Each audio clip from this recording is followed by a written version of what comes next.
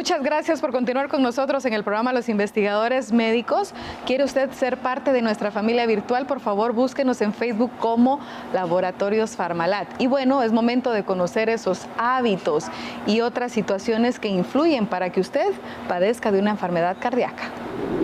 Continuamos en Médica Cayalá en compañía del doctor Maco Rodas, que es el coordinador de la Unidad de Cuidados de Cardiología.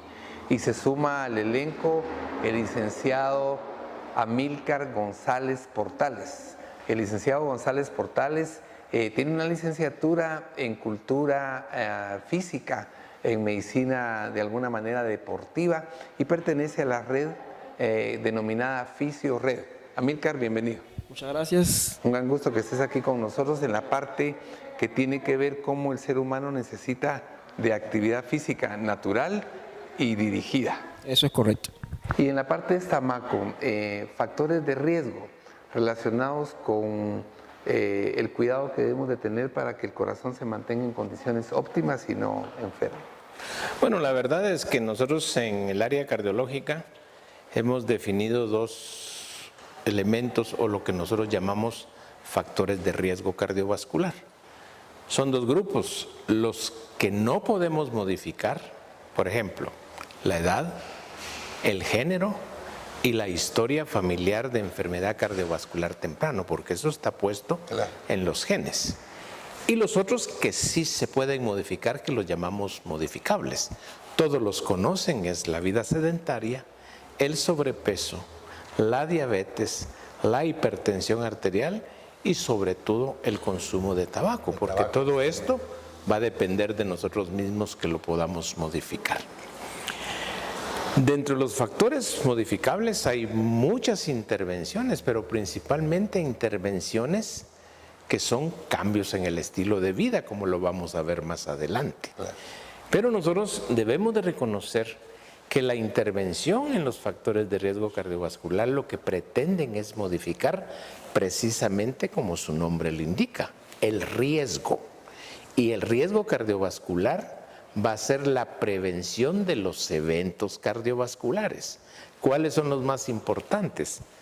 El infarto del miocardio, el evento cerebrovascular y los problemas de la enfermedad vascular periférica. Claro, y esa parte es importantísima porque es ahí donde tenemos que centrar nosotros la atención, detección temprana de esta condición.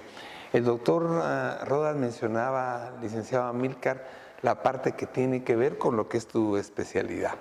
Y quisiera que en ese sentido nos expusieras qué hay en torno a la importancia de la actividad física en todo ser humano y cómo el sedentarismo constituye ya un factor de riesgo para el desarrollo de problemas cardiovasculares o de otras patologías.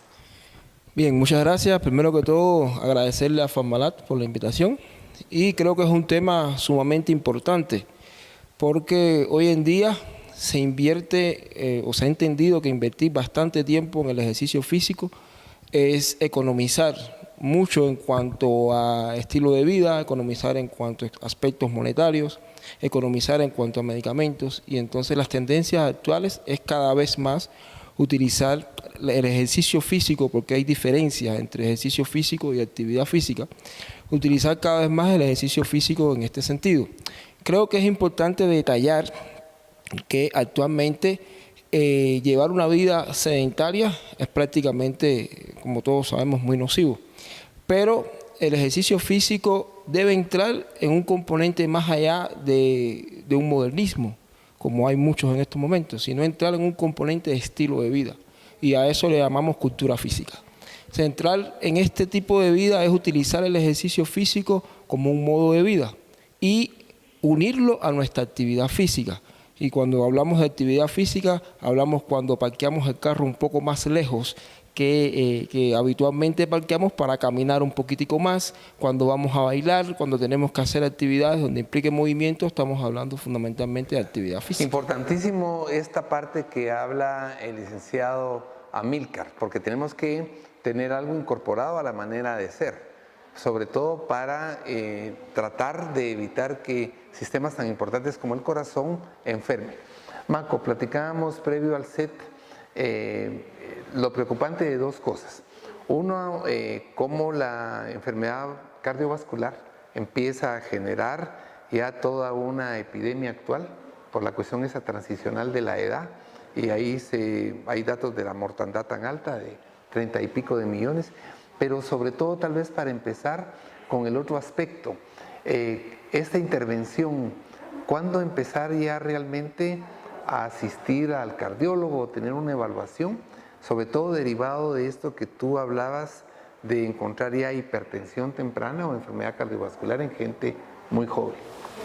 Bueno, este es un tema controversial, dijéramos. Primero porque hace algunos años el riesgo cardiovascular se principiaba a medir a partir de los 40 años. Entonces todo el mundo decía, bueno, si el riesgo cardiovascular principia a los 40 años, entonces mi primera evaluación cardiológica debería ser a los 40 años. Pero conforme ha avanzado el tiempo, estamos detectando obesidad prematura en niños, hipertensión en niños, y ahora los pediatras están haciendo medición de la presión arterial y el diagnóstico de hipertensión está siendo más frecuente en ese grupo de población, con la dificultad que tiene, hay tablas específicas que mide los percentiles de quién es sí y quién no es hipertenso. Ya no es solo crecimiento y desarrollo. No, ahora todo está calculado por tablas específicas. Entonces hay niños ya hipertensos que están siendo tratados por los pediatras. Estamos viendo también niveles de colesterol elevados y también empiezan a acomodarse esos niveles de acuerdo a la edad del niño. Y no digamos también, estamos viendo que en estos pequeños, ¿verdad? Los hábitos del consumo de alimenticio y el consumo de sodio que viene en los alimentos hoy que son procesados y no preparados en casa, está favoreciendo el nuevo aparecimiento de los mismos factores de riesgo cardiovascular que afectaban en el adulto. Yo diría que posiblemente tenemos que mover nuestra evaluación inicial, ese es un concepto mío, 2 décadas. Creería que deberíamos de empezar a hacer la primera evaluación completa que incluye todos los factores de riesgo, a lo mejor un electrocardiograma, una prueba de esfuerzo físico, a partir de los 20 años. Es en etapa más temprana. Mucho más temprano, porque ahora estamos viendo muchos pacientes con infarto entre los 30 y los 40 años, que no sucedía antes. Y para que uno tenga una obstrucción coronaria, que es un proceso crónico, han pasado varios años para que una arteria se tape progresivamente. La parte importante de lo que habla el doctor Rodas es que cuando un evento se da, tiene un historial previo. Así es. ¿Verdad? Y ese historial previo el que debe ser intervenido para que no ocurra. Amílcar, ¿qué ocurre exactamente entonces cuando tenemos ya que dar una recomendación? Llega a ti a alguien con 2 tipos de personajes. La persona que llega queriendo modificar ya un estilo de vida y la persona que llega ya referida o ya con el antecedente de haber tenido alguna afección. Bien, muy interesante la pregunta porque realmente estamos hablando de 2 tipos de poblaciones. Evidentemente, cuando planteé al inicio la diferencia entre actividad física y el ejercicio físico, cuando ya vamos a utilizar el ejercicio físico en función de algún objetivo, tenemos que saber exactamente para qué lo queremos. Por supuesto, cuando una persona que nunca ha hecho ejercicio físico, una persona que tiene ciertas patologías, evidentemente ya tiene que acercarse a un profesional. En primer lugar, debe ser evaluado, debe tener un dictamen médico para ver qué tipo de patología tiene y automáticamente pasar a un profesional del ejercicio físico. Un profesional del ejercicio físico, una persona que está totalmente capacitada para prescribirlo según todo el expediente. Una vez con el expediente médico, hacer una prueba de esfuerzo, es lo primero que hay que hacer. Una entrevista motivacional donde se le hace un expediente a esa persona, que ya no es una persona como el segundo caso que vamos a hablar, y en función de todo eso entonces se prescribe el ejercicio físico. Para nosotros es muy importante conocer el funcionamiento evidentemente del corazón, porque es uno de los indicadores fundamentales con los que trabajamos en nuestra regulación y planificación del ejercicio físico. Ese es uno de los primeros casos. Si una persona tiene cierta patología, debe primero pasar un examen médico y posteriormente a las manos de un profesional de la actividad física. Ahora, una persona relativamente sana, que tenga un antecedente, que es muy importante, los antecedentes del ejercicio físico, puesto que nuestro cuerpo tiene ciertas memorias y nosotros trabajamos sobre la base de eso. Una persona que tiene un antecedente de actividad física, que es, como decimos nosotros, prácticamente una persona activa, y llega con nosotros, tenemos que identificar muy bien cuáles son los objetivos que quiere. Una vez identificados los objetivos, también hay que partir de una prueba de esfuerzo máximo. Claro. Eso es importante porque son los parámetros iniciales para poder hacer cualquier tipo de planificación. ¿Qué ocurre ya cuando llega contigo el paciente que tiene una afección? Pongamos el caso de alguien que sufrió ya un infarto del miocardio y el cardiólogo quiere trabajar y ya hace la recomendación. ¿Qué se le ofrece? ¿Qué hay dispuesto para eso? Que nos los puedas condensar en un par de minutos. Sí, rápidamente, mire, es muy interesante lo que usted dice. Lo primero, como dije, tenemos que tener la prescripción del médico. Una vez que conocemos el expediente, este paciente tiene que haberse sometido a una prueba de esfuerzo máximo para poder nosotros saber cuál es el pulso máximo que puede llegar. Una vez, estos pacientes cuando tienen cierta afectación desde el punto de vista miocardiovascular, evidentemente el pulso que tenían anteriormente ya se ve afectado por X razones que había planteado anteriormente el doctor. Entonces nosotros tenemos que saber cuál es su pulso máximo. Ese pulso máximo que dio una prueba de esfuerzo máximo, que hay varios tipos de ejercicios que se hacen, puede ser el cicloergómetro, puede ser en el remergómetro, etc. Una vez que nosotros tenemos ese pulso, evidentemente hay que tratar de buscar o sacarle un 80% a ese pulso. Ese 80% en ese tipo de pacientes se convierte en su 100%. Y de ahí trabajamos por zonas de intensidades. Evidentemente, comenzar con intensidades muy bajas, entre 30 y 40%, y en la medida que él va mejorando y nos va dando una serie de señales, vamos aumentando. Con respecto a la metodología, se aplica algunos principios que son extraídos del entrenamiento deportivo, pero regulados, como el principio de la periodización.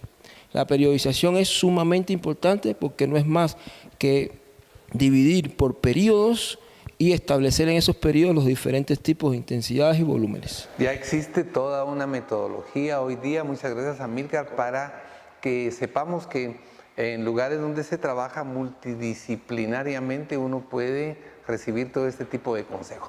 Continúe con nosotros porque ya una parte que tiene que ver con lo que hoy se denomina síndrome coronariano estará siendo ampliado a través de los especialistas.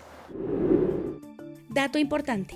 La causa número 1 de muerte a nivel mundial es la cardiopatía isquémica y supera el número de decesos a padecimientos como el cáncer. Alrededor de los 30 años, el cuerpo pierde un gas que se conoce como óxido nítrico, que es un protector del corazón, y la única forma de crearlo es hacer ejercicio. El 50% de la hipertensión arterial es hereditaria. Sumado a la mala alimentación, el consumo excesivo de sal, el estrés, entre otros factores externos, hacen de esta enfermedad un mal mayor. Al volver al programa Los Investigadores Médicos estaremos conversando de esas enfermedades que más afectan nuestro corazón. Ya volvemos.